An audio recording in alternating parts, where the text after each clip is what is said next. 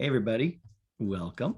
It is AT Town Hall Day. It is noon Eastern and then assorted times as you move through time zones. Welcome. Good to see everybody. Hopefully you got the message that today is not a special event with Bridget and the writing tool. That is next week. Oh, Bridget needed okay. to switch the date to next week. So she's going to come join us on what is today? The 16th. Couldn't do the quick math there. Figure that out. So we have a free day to chat about whatever anybody would want. So there you go. I open it to the group. What would you like to chat about? There's some on higher learning and special ASD, high functioning ASD. This woman from Calgary, University of Calgary, wrote a thesis, 500-page thesis. All right.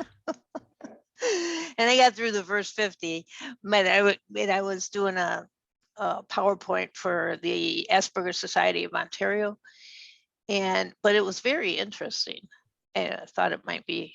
And then that's the name of her company, is adaptcoach.com. Okay. So I thought it might be interesting to others. Awesome. Emphasizing voices being heard, autistic voices being out there in the public and getting their voices heard. That's great. I love Yeah. it. 500 pages, you say, huh? Yeah. Is that the second link? I'm clicking on it now, but yeah, that's. She's an organization person, and so she teaches organizational leadership.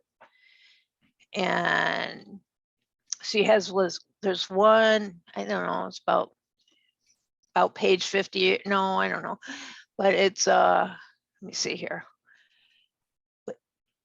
It's basically what the whole thesis is about. She's got a picture of it.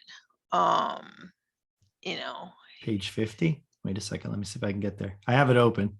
Let me see if I can find the picture, and I'll share a screen. Just trying to 50.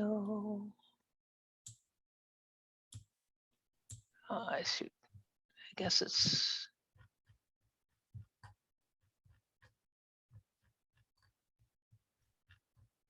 I could just show you on my PowerPoint. Well, I mean, I you kind want of to do that? Yeah, wait. Yeah, that would be perfect. I did a bastardization of it. Perfect. We're all for that. Let me see. Let me make sure you can share. I think you can. Yes, you can. Please. Okay. The screen is yours, Mary. Take it. Okay. Share. The thesis is called, by the way, while Mary's sharing, How Higher Education Leaders, Faculty Members, and Professional Staff Can Enhance Services and Outcomes for Autistic Students. That's the title of the thesis. And that's basically what her whole thesis is about in a nutshell.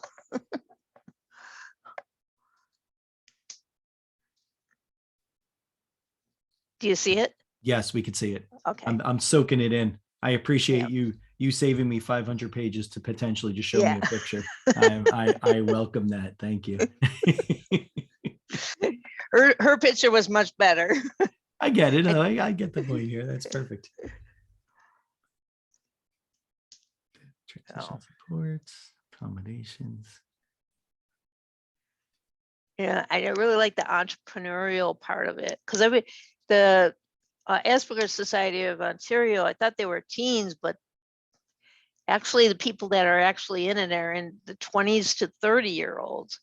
So I'm trying to get them to start a special Listern. Have you ever heard of that? A Listern? What's a Listern? Special Listern. Let me see here.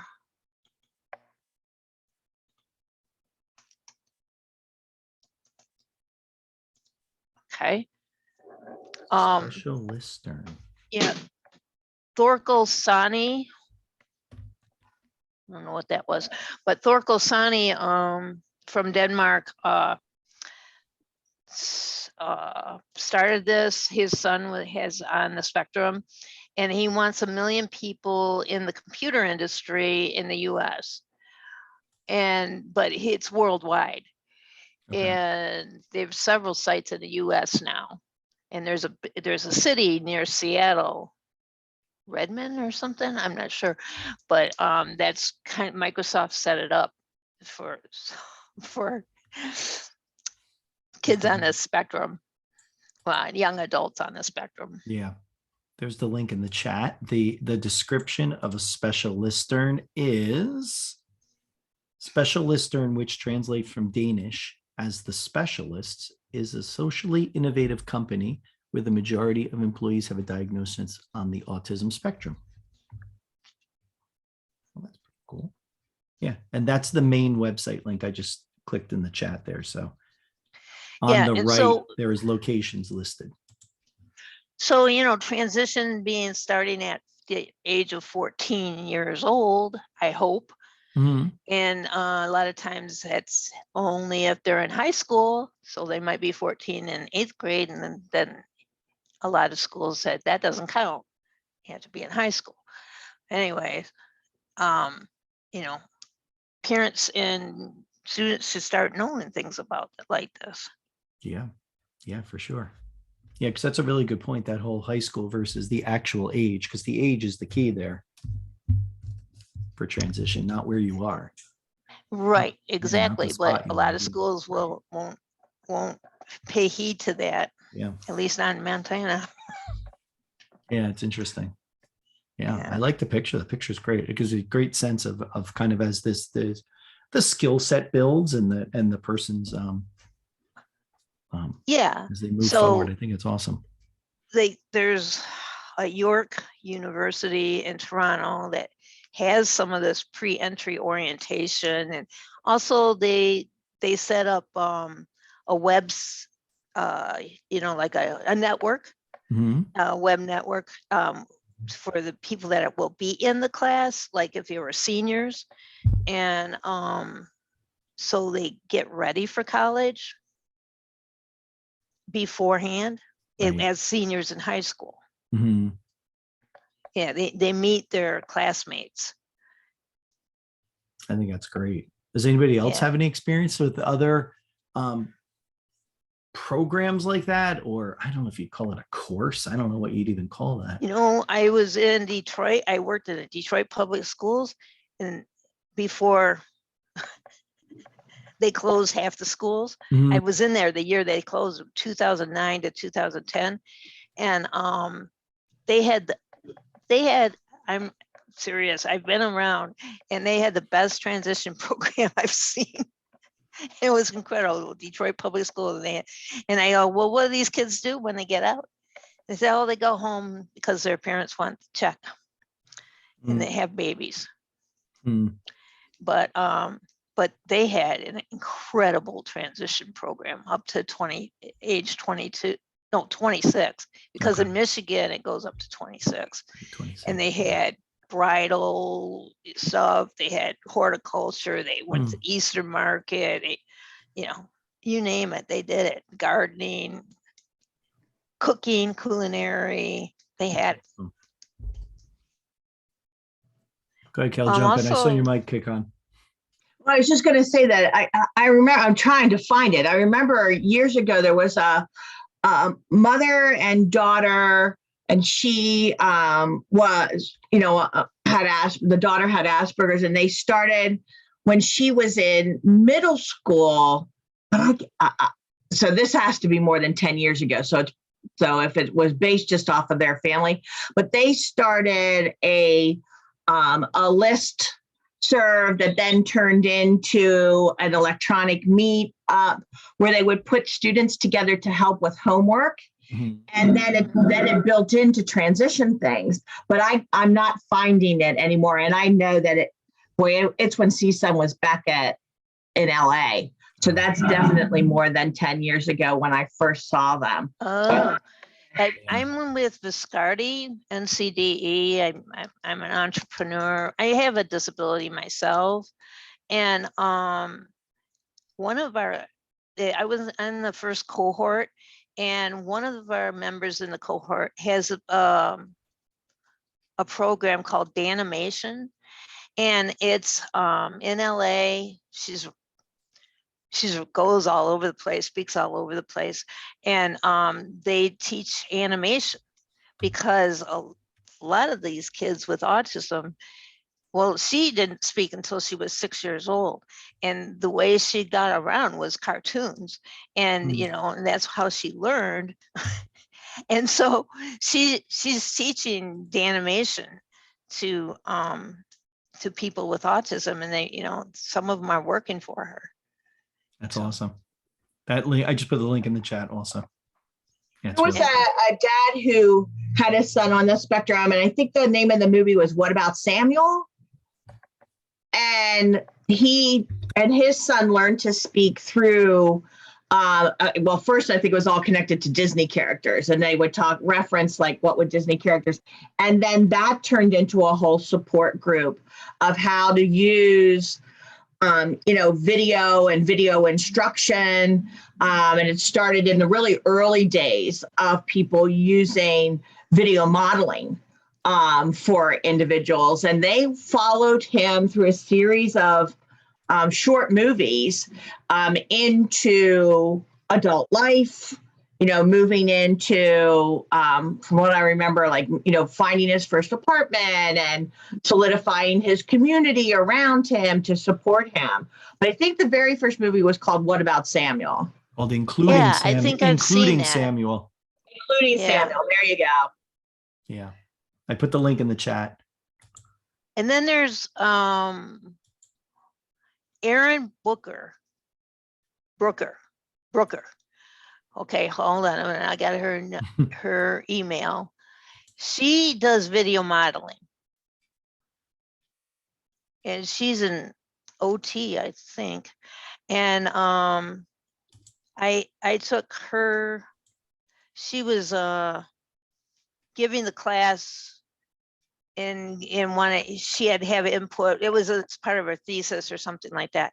But she's going to start out and with video modeling. So she's an expert on video modeling and using simple things like just phones or whatever, nothing real fancy, Mhm. and getting people with autism that have communication problems like echolalia, or some kind of, they're not communicating properly, and to work in like be a bagger at the grocery store and things like that.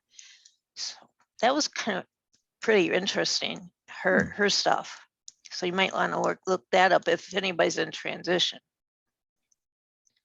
Yeah, I think that's great. It's always interesting to look to Because that video modeling is really a lot more successful than a lot of other modes for a lot of those kids with autism and communication problems. Yeah.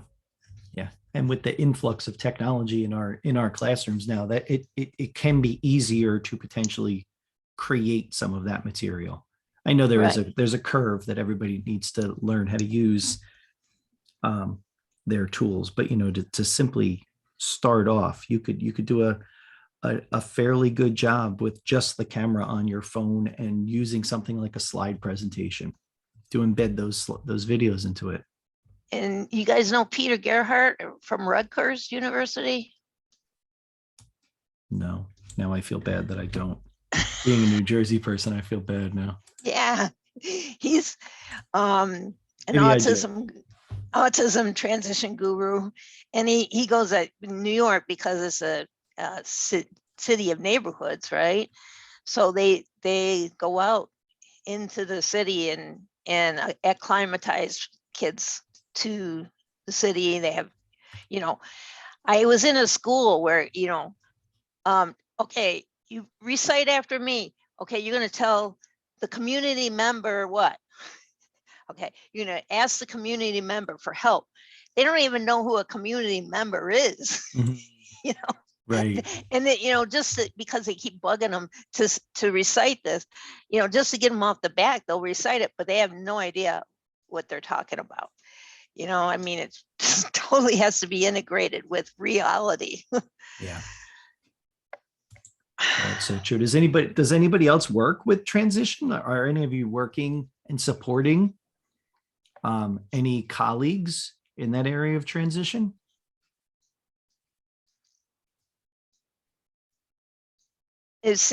Are you all OTs or? I think we're I'm a a nice teacher. mix. I'm a teacher and an AT person, and two of the students that I'm working with are, one is 19 and one is 20. Yeah. And so a part of their transition planning was to boost their literacy skills. And so they've added literacy instruction onto their school day. So this 19 and 20-year-old are still, are still receiving high school, they're still in high school as a part of, for both of them. I believe, I'm not sure about the 20-year-old because I'm still just meeting her story, but the 19-year-old attends half day at high school, and then her other half day are things that she's doing in the community, things that she, literacy learning online. This is a student that Beth Poss and I share, which I'm going to have to leave at 11:30 because I got to cover Beth's session today.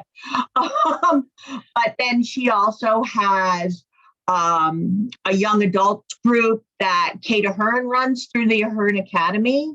So I have a couple parents that have their children participating in Ahern Academy after school, especially for the older kids and the young adult group. And Kate walks them through different, it's a hangout, but they also walk through different strategies for communicating in with people that don't know you, and how do you introduce yourself to people. And so those kinds of things are really helpful for a wide variety of students. I know when Scott Philly and I used to work at Bridge Camp, which unfortunately isn't one of the camps that still exists, but in the high school age group, we always worked on introductory strategies and, just being strategic with who you're introducing yourself to and when and where, and have that kind of information together and ready to go, so that you're not always looking to parents and care attendants and to talk for you, Right. but that you are talking for yourself. Yeah. Right, advocacy. Yeah. What kind of academy did you say that was? It's called the Ahern Academy. I'll find it and put the link in. But Kate Ahern. runs it online. It's AHERN. Okay. And it started up during COVID. She was a private provider. And then when, everything went online, she was able to do some groupings with her students that prior to she was just meeting in one-on-one situations. So then it's just kind of just spiraled into a whole opportunity that many people are taking advantage of. Yeah. Yeah, it's kind of like this, right? It started as a Band-Aid fix that suddenly became a solution in itself, and a community builder. Yeah, I think that's so interesting, that whole idea of building those advocacy skills alongside of building their technology competencies as well at the same time, so that they can do those things independently. And I think to some of the programs that I was doing back when I was consulting in our state and doing those kind of, and I would work in some of the ARCs with those young adults, that 21 to 25 range group. And it would really be kind of hangout-ish. And I like that term, Cal, because it felt like that facilitated the learning when it was not as structured, but it was hangouty, but we also did stuff as well. And we spent our time together. I went there every Friday afternoon for like 2.5 hours. And we just talked about how you might use your own technology to meet a need in the community. What was an issue somebody was having, and they would bring it up, and then we would have these deep conversations Why are you turning that away from us? I was laughing the whole time. Every time I saw that record button on your microphone, it made me smile. That record piece of paper. I changed my setup, and that just like throws you. Like it throws me. Like my computers are switched and my document camera. Sorry, I'll just be quiet. It was funny. It made me laugh. That's all about it. I was laughing because I do any number of those record stickers and put them on my stuff. But yeah, so this whole idea of this technology class, and it was basically my once a week technology class, and it was technology beyond the classroom is what it was called. And it's like, okay, now you're in the community and this happened. And what might we have with us that we could use to solve this problem? And it was troubleshooting, it was brainstorming, it was developing skills. We started to, pick things out of a hat that we wanted to learn, like a literal hat. Like, what does everybody want to learn today? And we would pick something out. Everybody had a chance to throw things in there. And those were the things we would do. Rarely structured, and it was shockingly like this actually, rarely structured, very little plan. Maybe I'm the common denominator of very little structure. But it was really good because it was really responsive to what they were looking for. And I remember it was so helpful for them to start to realize just that power of the technology they had in their own pocket. They're all walking around with smartphones and they're not really doing anything with them, except texting. Or I remember one young lady, and I always would get in trouble because I would call them girls and boys, and they would, we're young adults. So one young adult would tell me that her big issue was her mom would text her during the day when she was out in the community to see how she was doing. And because she didn't write, she wasn't able to type back. She had to hand her phone most times to a stranger and ask the stranger to read the text and then respond back to her mom. And so we had a lot of conversation about how that is not a great way to move through your day. That is not safe. It's not a good strategy to move through and be successful. And the ability to just show her, just turn the microphone on and just talk into your phone, which she had never made that connection that she could do. And then we set her phone up to read the texts out loud. And then she was able to dictate into the text app. And suddenly she was independent with that one issue. That was a huge issue for her. And I remember getting a letter from her mom. The next week I came, she handed me, she goes, "This is for you. It's a note from my mom." And the way she said it, I was like, oh, okay. I've clearly gone too far. And then you start to think as you're opening, all right, what did I say last week? What did we do last week? How bad is this going to be? And I remember her mom wrote in the note, she's like, if you teach her nothing else the entire time you're there, you've done a great thing, because that was a source of worry for me and my husband over and over again, because we knew she didn't know how to read the text. We would text her with the hope that she was around someone she knew, but knowing that she wasn't most of the time. And so that was very comforting to them. And it made her incredibly independent, because now that she knew she was able to dictate into her device and have it read back to her, she became a writer. Suddenly she was writing things that she wouldn't have before. Joy, it really was. It was just this idea of giving her another level of independence out in the community. And talking like with Mary was talking and Kelly, that idea of, teaching that self-advocacy skills and those strategies of like why this is probably, why handing your phone to somebody is not a great idea. It's just not a great idea in general. And so giving them that. So that was a fun class. It was a good time. I don't know if anybody else does similar things or has kind of had an experience with that. Just that I like that. I call that a joy of teaching kind of those older teens, young 20s, really practical things with tech that they could do. So well, Morphilius used to do that session of get out your backpack, and so he would go and do the 100 level or the prior to the 100 level English at a university there in Jersey, when he used to work with. that group. Yes. And so one of the things that they did over the summer as to get some of the freshmen ready was, what do you already have in your backpack? Mhm. And just had everybody empty it out and let's see what you can do with the tools you already have. Right. Right. Yeah. I mean, that's Yeah. exactly what it reminds is. me. It's like, what do you have? You know, and you think about if you get a group of people together with their smartphones in front of them and you explain a problem, maybe someone has had that same problem Yeah. and they're like, oh, you know what I did? I turned on this and then it worked. It was like, it's so interesting to watch people who don't always troubleshoot issues independently because there are supports around them. That's my very nice way of saying that.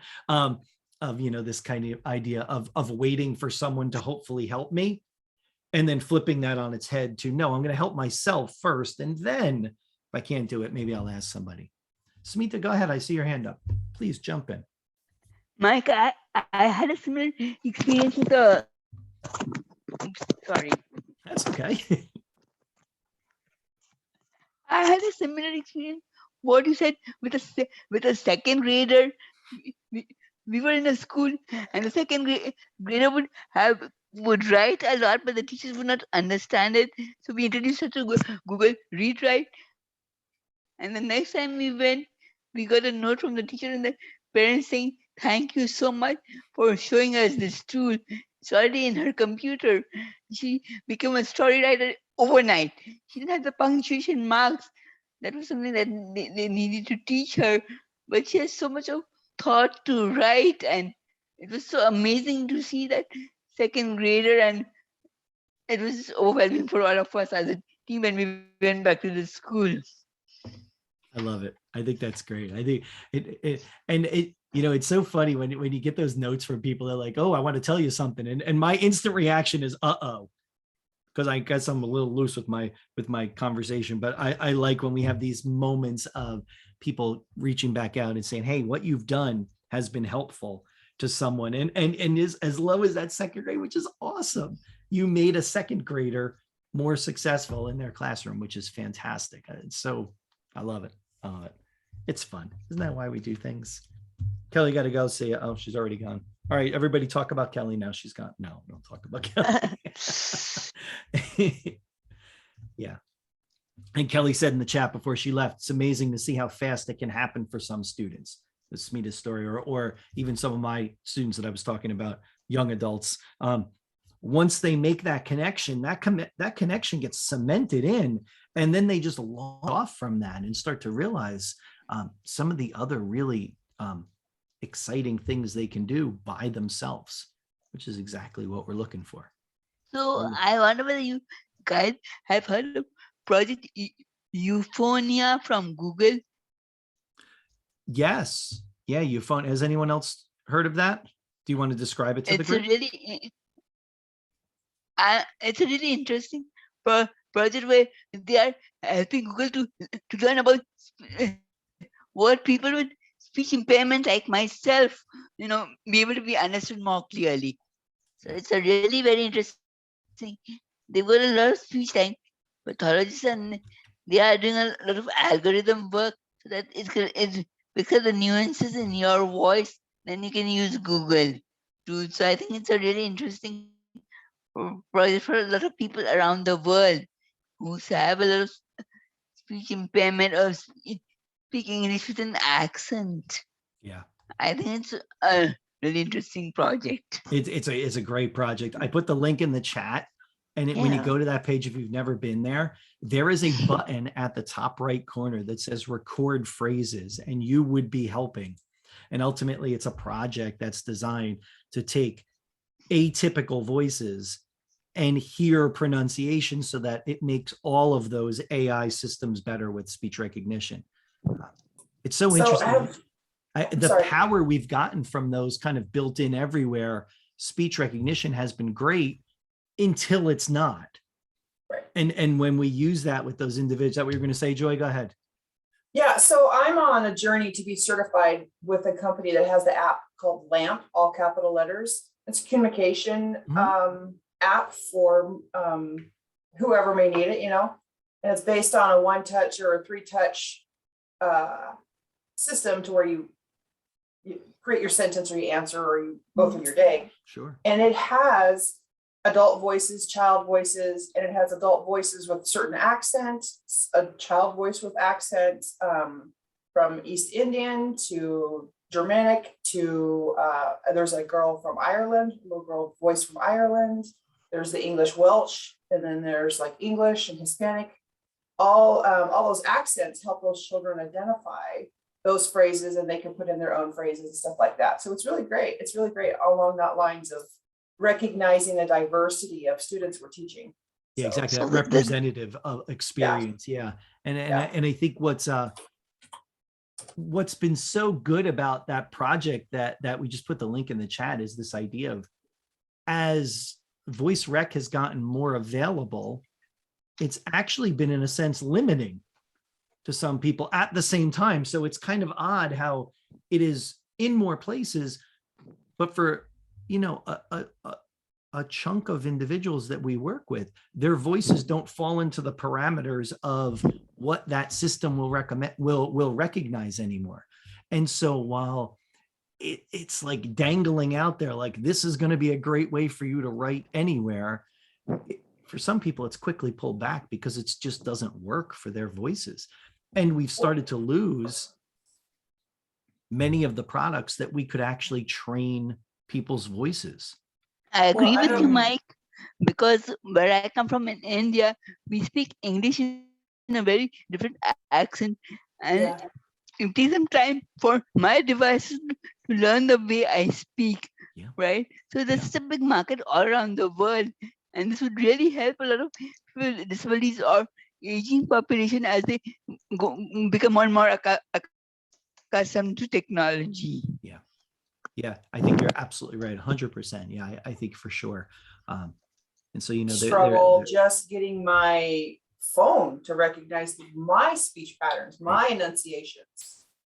Raised primarily in the Northwest by parents who were born and raised in Kentucky. So the language I speak is a little bit different than what the normal IT will pick up. yeah, So right. I have struggle. I can't really depend on talk to text because it comes out with some pretty weird answers. Yeah, it just doesn't get it for whatever reason. And there are times where I'll talk to people and they will say, this program is just, it just stinks. And I'm like, yeah, I have to agree. For you, it kind of does stink. This is not, you're not in it's, you know, and it feels sometimes such a limited range of what it will pick up. And there sometimes is no rhyme or reason why it doesn't pick up somebody's voice. It becomes a shrug of the shoulders. I don't know. It's just not working. It doesn't understand. It doesn't recognize your pitch or just kind of, I'll always call it the flavor of your voice. And that it kind of encapsulates everything. And that feels less like, ooh, you're not good for this. But it's just like, it's just not getting the flavor of you, whatever that is. Accent, pitch, the way you speak, your speaking pattern, the fluency of your speech, all of those things falls into that nice category of mine, which is called flavor, the flavor of your voice. And so it's hard. So programs like that will be great, where these companies are continually making these systems better.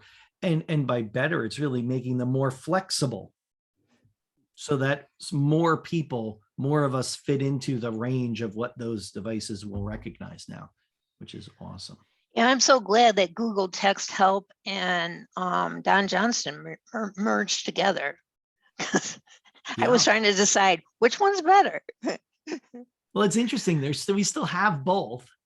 Yeah. I don't know when we might see that change in some way. I don't know, but we still have both. And what's interesting for a lot of these tools that have speech built into them that we have to recognize is that they all use the same system for the voice recognition. That is the same on all those products because they're tied into Google. And so it is the Google speech recognition.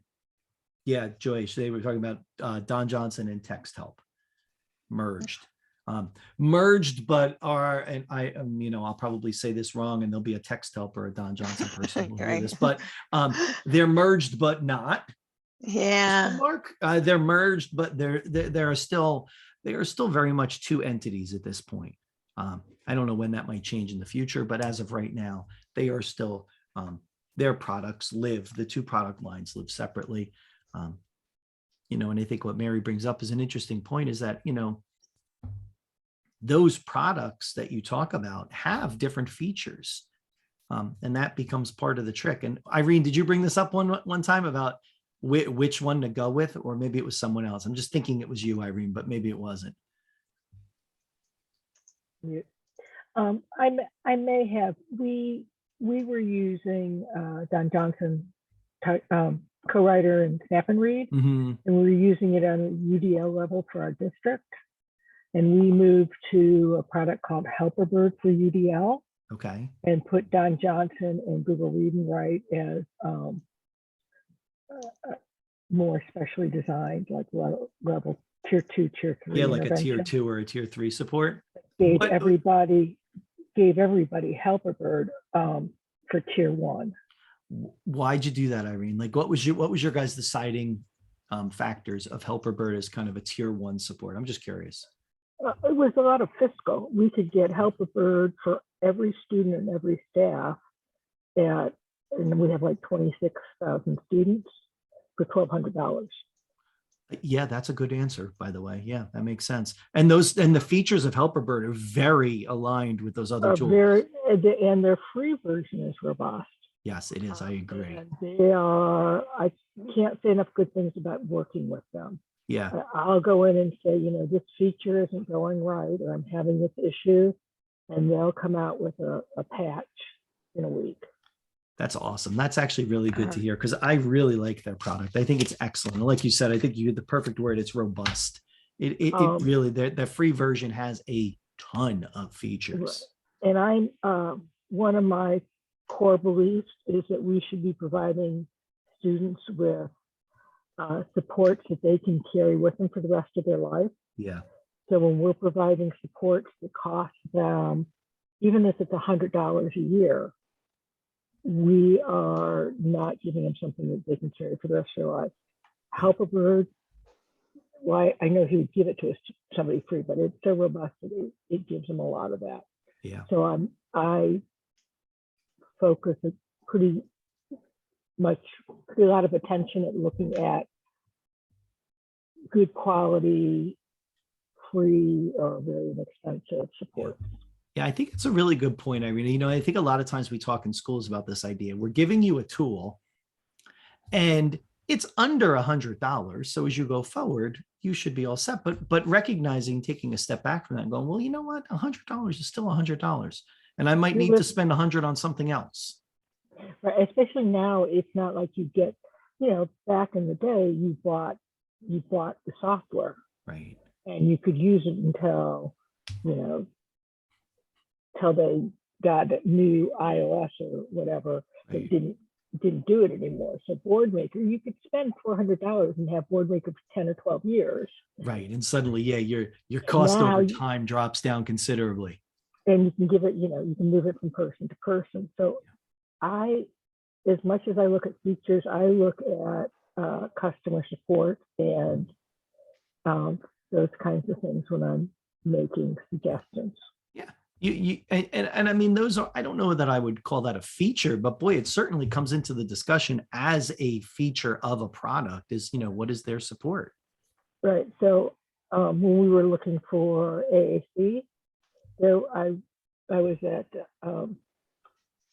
ATIA and went to speak to a vendor, and he was just very, nope, we're not going to do that. Nope, this is what we do. And I told him some issues. Nope, that's just too bad. We haven't used this product. You know, if that was the customer support, I don't want my family and my students having to deal with that. Right. Right. Whereas if I get somebody who says, here, can you give me their name? I'll reach out to them. Or will you give them this? I mean, to me, that's as important to me as any other feature. Yeah. Because If they're not ultimately gonna that's what's have going to me- make that usable. And they're not going to have me. I mean, I'm not going to be with that kid for the rest of their life, Right. or a person like me.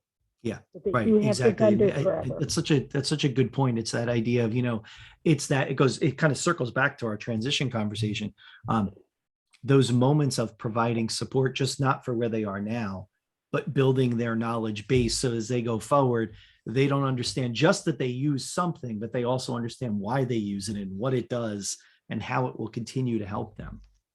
So back in the mid 80s, I worked as a director of an independent living center in Puyallup, Washington. And we started at the time, it was a revolutionary transition program with juniors and seniors at in high school in Tacoma. And we started working with them their junior year. And every summer we had them come out to apartments, and they lived independently in apartments. We had like a support person around, and they all had job sites that they went to. And then we had community rec things that were going on. It was the school district and Voc Rehab, and the state funded it. It was a grant. It was great. And what a great program to get those. First of all, you get all those funding sources together, and they start providing those services that they all provide, but providing them together in some kind of cohesive plan. And I don't know, I mean, I left that job obviously and did other things, so I don't know whatever happened to the program, but it was great for when it lasted. And I think it's a model that would still be great, because now you could add in some of those tech supports and pieces. Yeah, for sure. Right. It would just be another, go back to your idea of tiered. It's just another tier of that service you would give those individuals as they were learning those independent living skills. Right. And you got to work with the families, so the families got to learn to let go, and just there was a lot to it. It was fun. Yeah, I think that's awesome. I think it did so many good things there. This idea of and even this idea that you're talking about of making sure that we can have someone move forward with a tool that is robust enough for them to use, but doesn't require lots of output of money on their side. Not that I haven't seen people do that. I mean, I've seen students I work with, they're like, well, I'm just going to get a job and pay for that every year because that's how important it is to me. Like, okay. I mean, right. I can appreciate that. But a lot of times we spend this, discussion talking about, well, here's the couple features I see you using of that. And here's some other ways we might be able to do similar things that might not cost you anything. Do you want to explore that? Understanding, the kind of the connection of these, features and where these live on other tools. Sometimes they want to, other times they're so comfortable with a tool that they just kind of figure out a way. I had a student come into a school. He was a senior, and he came into one of our trainings with an envelope, and he handed it to me, and it was money to buy Read and Write for the year. Wow. In an envelope. And I was like, all right, first of all, take your envelope back. First of all, I don't want your envelope of money. Put that back in your backpack somewhere, tuck that away. Let's talk about what you need, and let's also talk about how this might work going forward. And instead of him giving me an envelope of money, which incredibly shady right there in the school, it's just handing me envelopes of money. Not that I'm opposed to envelopes of money, but it just didn't seem right. We connected that day with his transition coordinator in the high school, who talked to the DVR person. And we all had a conversation about, as he graduated, retired from high school. Yeah. Maybe that was a subtle hint to myself for the day. Maybe that was it, but I don't know. As he graduated, his DVR counselor would be picking up his case, and they had that conversation about, now we will fund that part for you as you go forward into college so that it will be a support. So take your envelope of money and put that towards something you want to do instead. We have this part. But I always thought that was strategy. I got in trouble for that one time. Taking an envelope of money? Well, I had this kid who, wanted these little insects in plexiglass that I had. And so I enticed him, well, you go work, you go do some chores at home. And then he paid me $6 for that. And I got in trouble for that. Yeah, I figure if I'm going to get in trouble, that envelope of money better be pretty fat. This is only $100. I don't feel like I want to get in trouble for $100. Yeah, but I'm also, and I'm sure all the rest of you are too, I'm notorious for just giving things away. Like someone shows that this is the right thing for them. I recently finished working in a school district. They've kind of moved on to do their own AT independently in-house, which is awesome. That's what I want. But I got a text from somebody who works there, and it was a picture of a desk, and there was an assortment of AT things on a desk. And they're like, "Are any of these yours?" And I realized the entirety of what was on their desk was mine. Like I must have given it to people throughout the years as I was there Right. and never took it back. It was at people's houses. And I remember right back and saying, everything on that desk is mine. But you know what? If you're using it, you just keep it all. Just keep all Right. of it. Because I've probably, honestly, I'd forgotten I give any of it to you. So it's all yours anyway at this point. But I am also notorious for just Yeah. giving things away. If it seems like it's working, I mean, why not? If it's working, it's and it I would be more of a understand. hassle to get it some other way. I just assume give it and figure out another way for me to get it. So, well, guys, we're coming up towards the end. Any other big topics you guys would like to talk about in our nice, small but energetic group? I like it. This is awesome. Surprised there's not more people today. I guess I scared people away with the special event that got ripped out from under them. Maybe it's a protest because I threw out that today was the special event, and then I No, I took missed it right that. back and said, no, it's next week. But yeah, definitely So- come back next week because I'll put, wait, I think I have Bridget's website open just to give you a little tease, the people that are here. Yeah, in the chat, I mentioned 1D to 3D science. And you start kindergartners out with notebooks or book creator or whatever you have you. And each year you get more and more sophisticated. By the time they're a senior, they're experts at lab manuals. Right. I mean, and it's such a great plan. It's this, you know, that strategy of building a little bit at a time. And before you know it, you're like, well, wait a second, I know all of these things. Right. Yeah, it's such a powerful way to think about. Just need the consistency, that's all.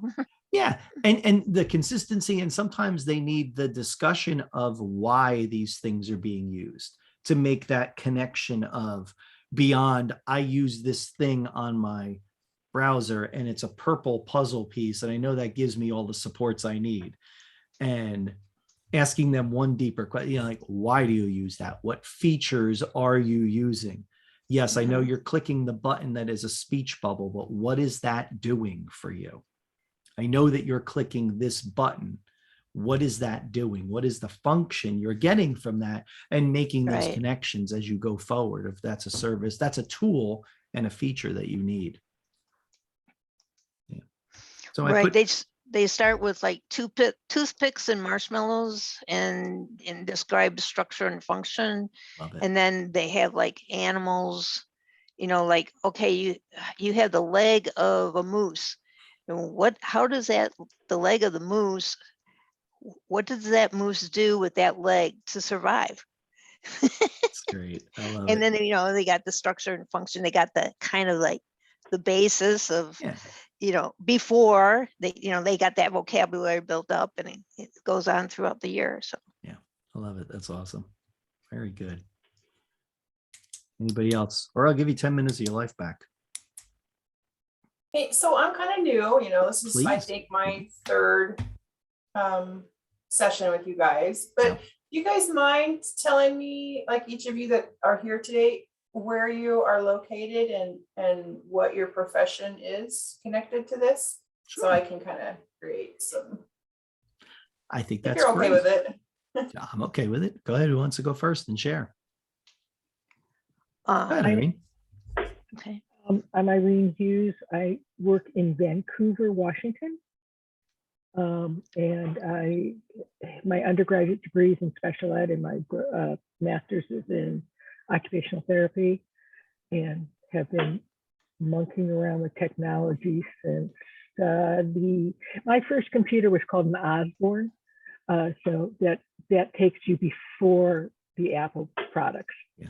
That was my first portable computer. It was great. It was about the size of a toolbox. Nice.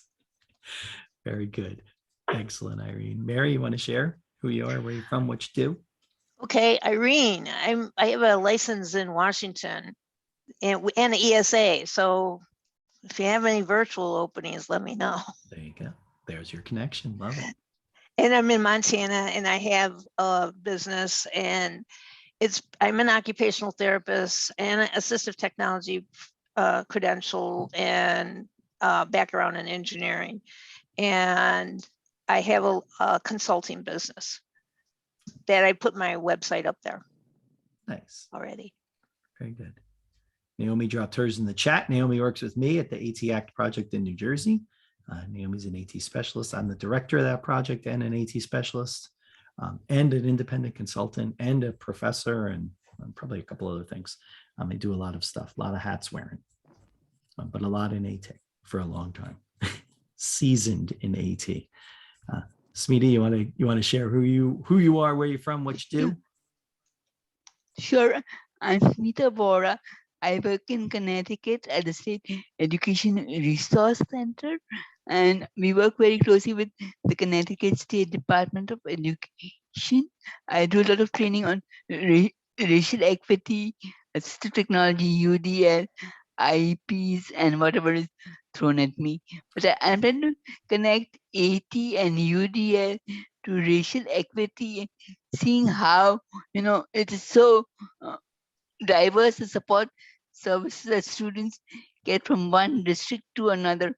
We are helping teachers and families advocate for the services that their kids and their students need. Excellent. I appreciate the statement. I do whatever's thrown at me. I appreciate that. I like it. It makes me Yeah. smile. Joy, do the Thank same thing. You tell us who you are, where you're from, what you do. Okay, so I'm new to, well, I'm in Pendleton, Oregon. I work for the Intermountain ESD, and I service 7 counties of schools with my technology assistant and TBI, a liaison.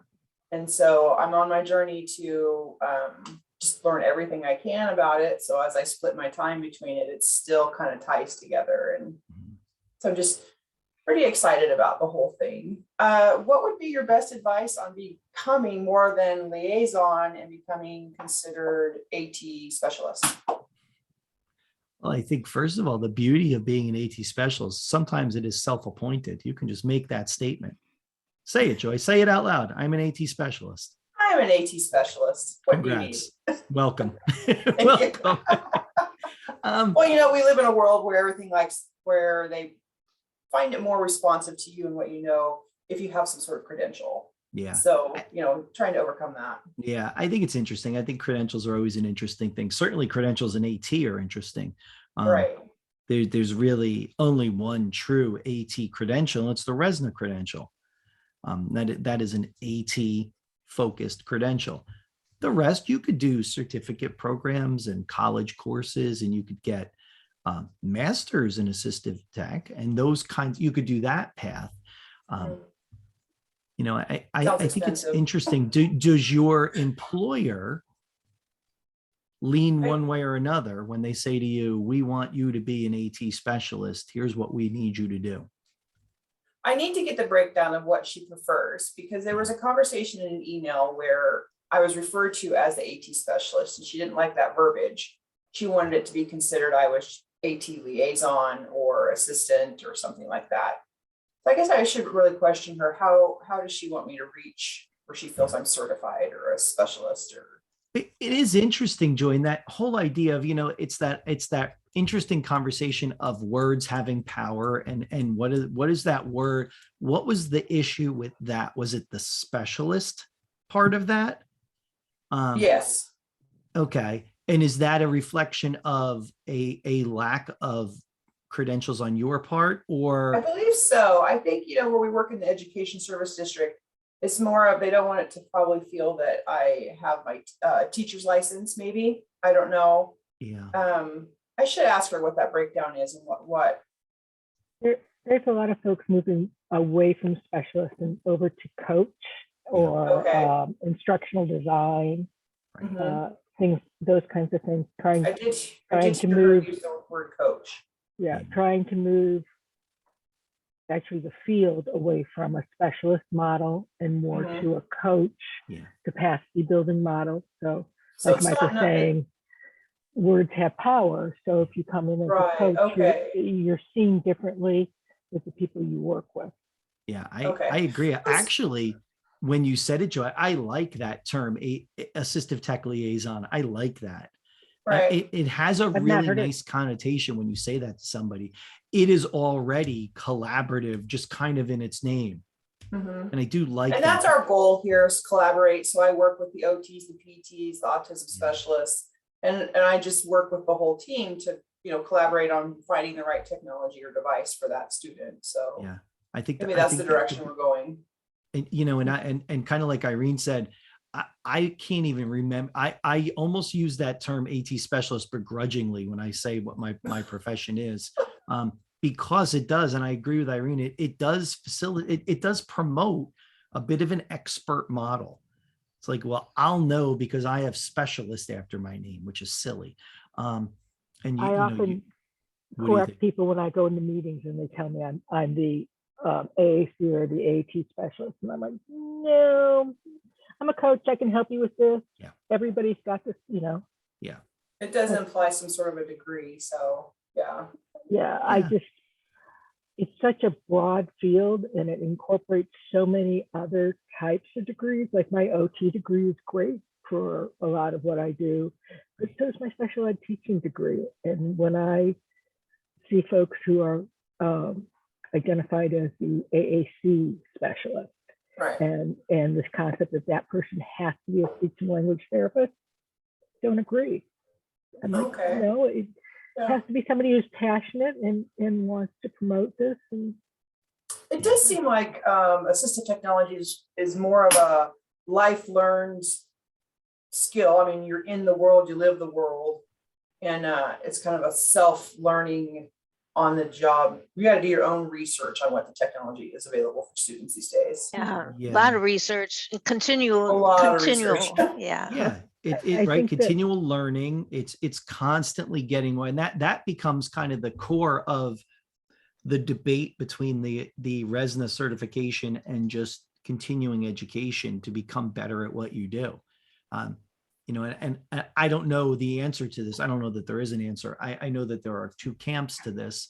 And I'll say this, and I'll preface it by saying I have the RESNA credential, but okay, I said that, but now I'm gonna give my thought. The RESNA credential is nothing more than a demonstration of what you know already. I Right. know X, so Mhm. I can be credentialed, versus I am constantly learning new things by going to conferences, going to webinars, going to meet with people, collaborating with others, continuing education. Now, you still have to do some continuing ed with an ATP Yeah. anyway. There Yeah. is still that component of it, but initially it is strictly a demonstration of where you are at a moment in time. the other thing I think is we're always putting too much of our energy on the tool and not on the process. Yeah. And when you look at it away from the expert model and look at it more at the coaching model Mhm. and away from the RESNA Mhm. focus, when you look at that other camp, you start looking at things like how do you get people to collaborate? How do you do implementation? How can the things we know about teaching literacy apply to the things we know about implementing AAC? And really looking at those focuses, and the tools become less and less important. So that there's somebody who's always, because every 6 months you have a whole new selection. Oh my gosh, there's new Yeah. stuff every day. Yeah. But- How do you keep up? Yeah. And It it can be is tricky. overwhelming. I think Yeah. Yeah. that shifting over to what is the process is an important shift for people who do what we do.